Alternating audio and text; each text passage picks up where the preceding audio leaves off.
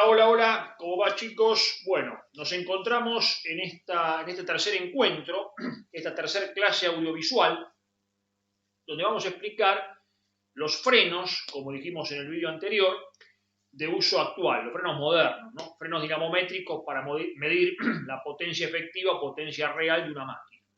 Bueno, chicos de sexto año, primera división, pero esta clase, como ya había explicado, estas clases las hacemos extensivas a todos los sextos años, porque tenemos integrada la materia laboratorio con las divisiones del profesor Galacho, ¿no? O sea que esto está dirigido a todos los sextos años, ¿no?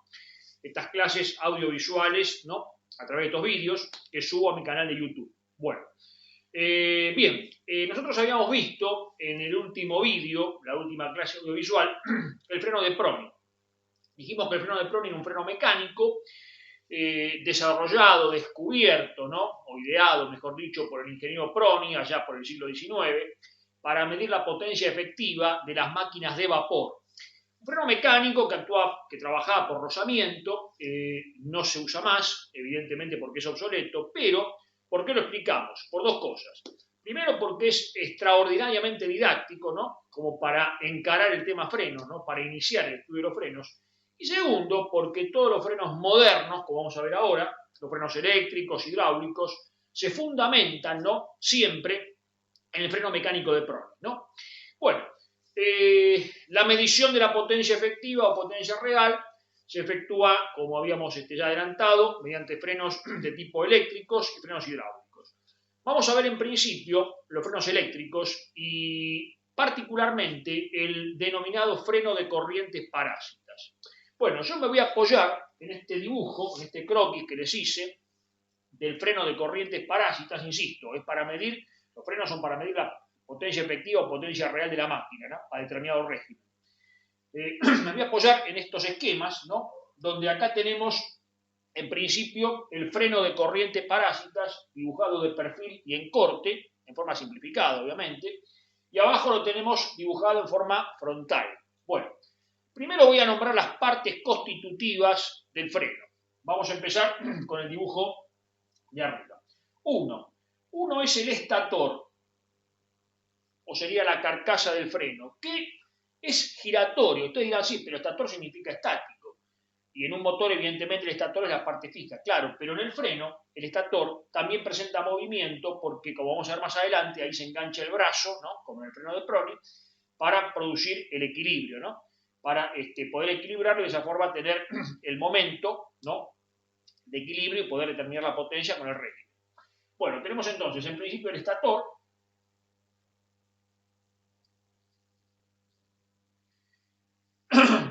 tenemos el rotor, que físicamente es como un piñón con gruesos dientes y está fabricado en un acero especial de alta permeabilidad magnética, acero al silicio. El rotor está montado en un eje y el eje lógicamente se acopla al motor cuya potencia quiero medir, ¿no? Mediante un acoplamiento o manchón, ¿no? De tipo elástico generalmente, ¿no? Para hacer un corte de vibraciones. Incluso también corregir una falta de alineación, ¿no? Entre ejes. Bien, tenemos, por otro lado, 3, la carcasa, bastidor o cuna del freno, donde se apoya todo el conjunto, que sería la parte justamente fija del freno, ¿no? La base del freno, ¿no? El bastidor. 4, acá tenemos el rodamiento del rotor. Observen, el rotor puede girar porque hay un rodamiento o dos rodamientos. Este rodamiento está montado entre el estator y el eje del rotor. 5. Acá tenemos el rodamiento del estator. Como yo dije, el estator también puede girar. O sea que este rodamiento está montado entre el estator y la cuna, base o bastidor del freno, que es la parte fija. 6. Acá lo que está dibujado con color verde es la bobina de excitación que va a producir un campo magnético, como vamos a explicar más adelante, y es alimentada por medio de 220 voltios, pero de corriente continua. Después vamos a ver por qué es eso. Bien. 7. Acá tenemos lo que sería una bobina especial que está alojada en el estator en forma de anillo en cortocircuito o espira en cortocircuito, que en esta bobina se van a inducir, como vamos a ver más adelante, las corrientes parásitas, ¿no? Bien. Y tenemos finalmente 8, que es el ingreso y salida de agua de refrigeración. Esto es importantísimo porque este tipo de freno disipa la energía mecánica en forma calórica, ¿no? Como también lo hacía el freno de Prony, ¿no? Por ese motivo hay que refrigerarlo, hay que enfriarlo. Hay un sistema que permanentemente le está enviando agua, ¿no? O un líquido refrigerante. Ese líquido, una vez que llegó a cierta temperatura, es enviado, ¿no? A un sistema donde es enfriado, una torre de enfriamiento, un radiador, etc. Por acá la energía mecánica se va a transformar justamente en calor por el efecto Joule, ¿no? Abajo, como decía, tenemos el mismo freno, pero visto de frente. Tenemos, en principio, el eje, donde va acoplado el motor, ¿no? Cuya potencia quiero medir. 2, tenemos el estator, que puede girar. Después vamos a ver que tenemos el brazo. Arriba, seguimos el orden de los números. 3, tenemos el rotor en forma de piñón con gruesos dientes, ¿sí? Dijimos que estaba fabricado en acero al silicio, de alta permeabilidad magnética. Bien. 4 es el entrehierro, o sea, la pequeña distancia que separa el rotor del estator. Ya su nombre lo dice, entrehierro, distancia entre los hierros del estator y el rotor. Que acá lo podemos visualizar en la figura de arriba, ¿no? El entrehierro, ¿sí? 5, bueno, es la base del freno, el bastidor o cuna, como se lo quiera llamar, ¿no? Donde está montado sólidamente el freno. Tiene que ser esto de construcción muy sólida para evitar vibraciones, ¿no? Absorber todas las solicitaciones mecánicas de ese freno. 6, tenemos la entrada y salida de agua como teníamos arriba, ¿no? Para refrigerar el freno. El agua solamente acá cumple la función de refrigeración. 7, acá tenemos el brazo, que es lo que yo había hablado. El brazo es solidario al bastidor, al estator. El brazo es solidario al estator, ¿no? Que va a producir un movimiento basculante, ¿no? 7 es el brazo. 8 son los topes que limitan su recorrido. O sea, esto igual que el freno de Prony. Por eso yo les recomiendo que cualquier duda vayan al video anterior del freno de Prony, porque de ahí sale todo, ¿no?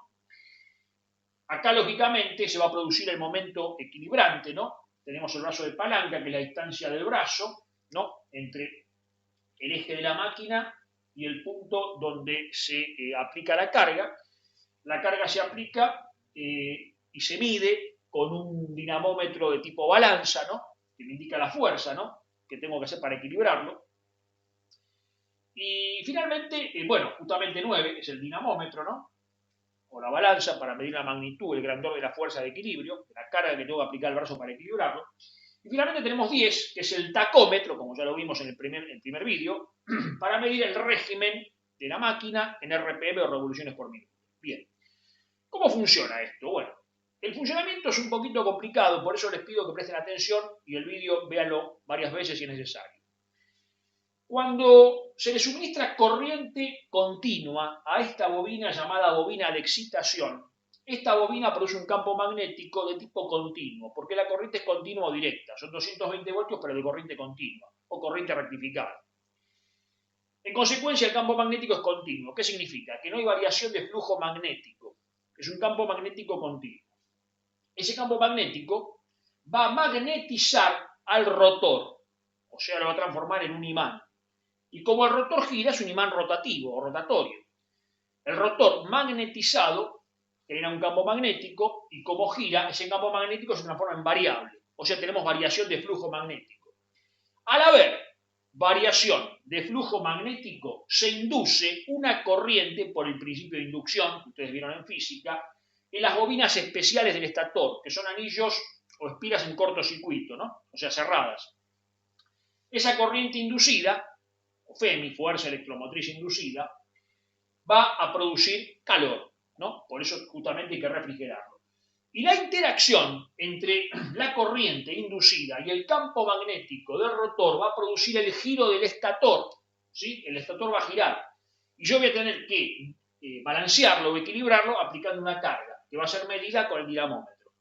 De esa forma voy a conocer el momento de equilibrio y conociendo el momento de equilibrio Y el régimen, al igual que el freno de Prony, puedo calcular, aplicando la fórmula del freno de Prony, la potencia efectiva.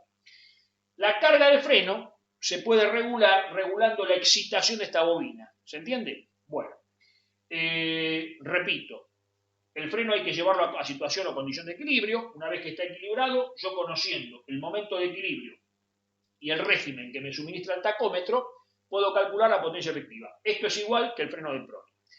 Ahora vamos a ver el freno hidráulico de tipo Froude.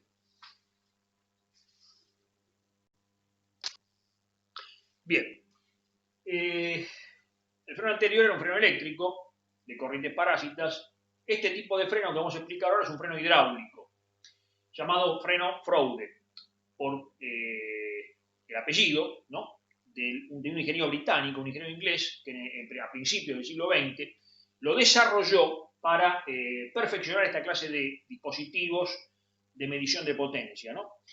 El funcionamiento es más simple que el anterior, porque es puramente hidráulico. Consiste, primero, bueno, vamos a nombrar las partes, ¿no?, como hicimos anteriormente.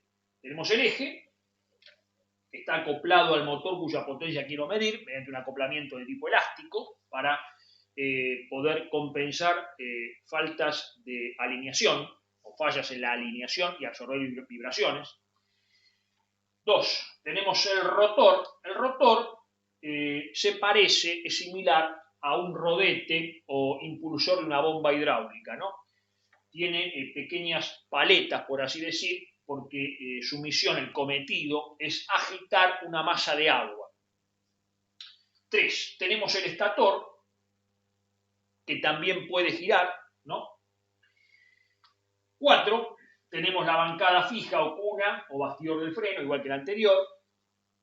5. Tenemos las cámaras de agua. Las cámaras de agua son espacios que se forman entre el rotor y el estator, donde el agua gira vertiginosamente, o sea, se le imprime movimiento a esa masa de agua, ¿no? Y en consecuencia va a desarrollar calor, ¿no? Porque siempre estamos transformando la energía mecánica en energía calórica, efecto Joule, ¿no? En este caso, el agua, aparte de refrigerar el freno, también es justamente el elemento de funcionamiento del freno, ¿no? Porque en el caso anterior era la electricidad, el electromagnetismo, los campos electromagnéticos, no, en este caso el líquido, el agua, es el fluido de enfriamiento y el fluido de trabajo del freno, ¿no? Por eso tenemos una entrada de agua permanente y una salida de agua, ¿no?, que lógicamente va a salir con temperatura más elevada y va a cumplir también la función de refrigerar el aparato, ¿no?, aparte de ser, como dije, el fluido de trabajo. 6. Tenemos el rodamiento del rotor montado entre el eje del rotor y el estator, el rodamiento del estator montado entre el estator y la bancada o punto fijo de freno, ¿no? Y como ya les dije, entrada y salida de agua. Bueno, ¿cómo funciona esto? Ingresa el agua, o sea, se lo carga de líquido. Yo puedo regular la carga del freno regulando el nivel de agua que tiene en su interior, ¿no? El agua, insisto, permanentemente está entrando y saliendo. Bueno, se lo pone en funcionamiento y el movimiento del rotor, con sus paletas, le imprime un giro, un movimiento vertiginoso a esa masa de agua, a esa masa de líquido, ¿no? Lo que obliga a que el estator gire, ¿no? Por ese motivo, al igual que el anterior, el estator termina en un brazo, o tiene acoplado un brazo, con los dos topes, la carga, el dinamómetro, y yo tengo que buscar el equilibrio, ¿no?, al igual que el freno anterior, para justamente llevarlo a esa condición, a esa situación de equilibrio, ¿no?, equilibrarlo, ¿no? El funcionamiento es exactamente, el equilibrio, ¿no?, mejor dicho, exactamente igual que el caso anterior, ¿no?, y que de hecho igual al caso del freno de Prony. Una vez que lo tengo equilibrado, teniendo el régimen, saco la potencia, ¿no?, calculo la potencia con la fórmula del freno de Prony. Como ven, o sea, el principio siempre es el mismo. Acá repito, podemos variar la carga del freno, ¿no?, variando el nivel de líquido. Y lógicamente ese rápido movimiento, ¿no?, de agitación, ¿no?, agitar violentamente esa masa de agua, esa masa de líquido, hace que la temperatura de la misma suba por transformación de energía mecánica en energía calórica, ¿no?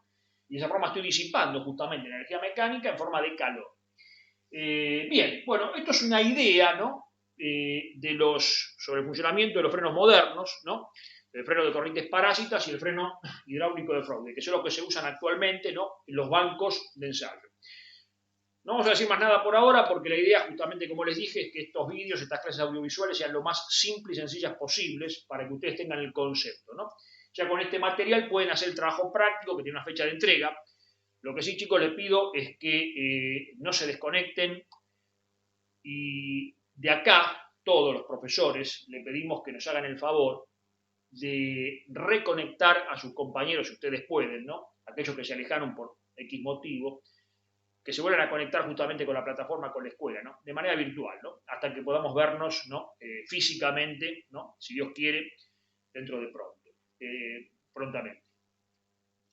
Bien, entonces esto es lo que yo por ahora les quería decir. La próxima clase, el próximo vídeo, vamos a hablar de cómo tiene las normas que tiene que reunir el laboratorio o el recinto o la cabina donde se va a efectuar el ensayo, ¿no? Vamos a hablar después de las diferentes normas de ensayo, vamos a seguir hablando de los equipos que tiene el laboratorio para hacer otra clase de ensayos, ¿no? Y finalmente, bueno, vamos a hablar de los rendimientos, ¿no?, y de las curvas características, que es a lo que apunta todo esto, ¿no? O sea, levantar justamente las características, las curvas características y rendimientos del motor. Bien, entonces será hasta nuestro próximo encuentro y como siempre les digo, gracias por estar.